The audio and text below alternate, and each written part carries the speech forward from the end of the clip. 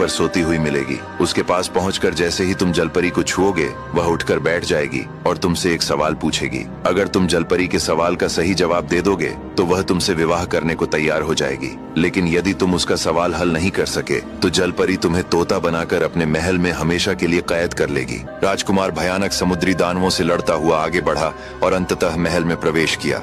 वहां उसने देखा कि जलपरी सो रही है। जैसे ही राजकुमार ने उसे छुआ, जलपरी की नींद खुल गई। उसने कहा, मुसाफिर, आपका स्वागत है। बताओ, किस उद्देश्य से आए हो? राजकुमार ने कहा, मैं आपसे विवाह करना चाहता हूँ। ये सुनकर जलपरी बोली, इसके लिए तुम्हें पहले मेरे लिए एक वस्तु लानी होगी। समुद्र के पश्चिम में आधे वर्ष की दूरी पर गंधर्वों का देश है। वहाँ की राजकुमारी 16 वर्ष की एक अत्यंत सुंदर कन्या है जो एक बेताल से प्रेम करती है। उस बेताल के पास एक मणि है। यदि तुम वह मणि मेरे लिए ले आओ तो समझो मैं तुम्हारी हो गई। राजकुमार ने जलपरी से वादा किया और भयानक समुद्री जीवों से भरे रास्तों को पार करता हुआ किसी तरह समुद्र से बाहर निकला। लंबी यात्रा के बाद वह थक गया और एक पेड़ के नीचे बैठकर विश्राम करने लगा। तभी उसने देखा कि वहाँ एक बूढ़ा आदमी बैठा है जिसके पास एक कुतिया है। वह उससे ऐसे प्रेम कर रहा था मानो वह उसके लिए बहुत ही विशेष हो। राजकुमार ने उससे कहा, बाबा, लगता है आपका इस कुतिया से बहुत गहरा नाता है। इतना सुनते ही बूढ़ा रोने लगा। राजकुमार चकित रह गया कि उसने ऐसा क्या कह दिया जिससे वह रो पड़ा। कुछ देर बाद बूढ़ा बोला,